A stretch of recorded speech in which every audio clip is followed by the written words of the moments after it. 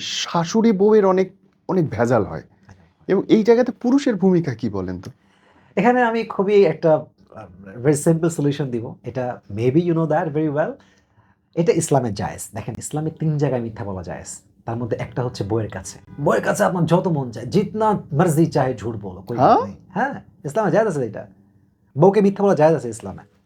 কোন ইস্যুতে? কোন ইস্যু বলতে বউকে খুশি করার জন্য আপনি মিথ্যা বলতে পারবেন। এবং ঝগড়া থেকে বা ওকে। কি করার জন্য, ঝগড়া থেকে মীমাংসা করার জন্য আপনি মিথ্যা বলতে পারবেন।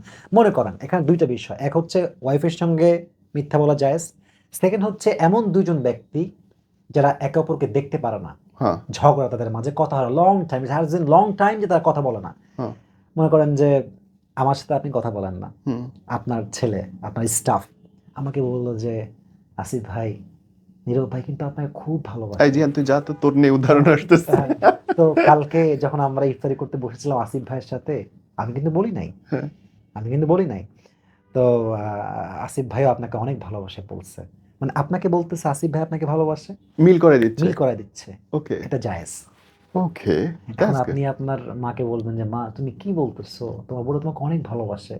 সবসময় আমাকে বলে মার কি লাগবে দেখেন, মাকে জামা দেন, মাকে ডাক্তারের কাছে নিয়ে যান।" আপনার বউ বলেনি, you know that very well যে your wife is not like that. She is careless, you know that. হ্যাঁ। বাট আপনি জাস্ট বলতেছেন কনভিন্স করার জন্য।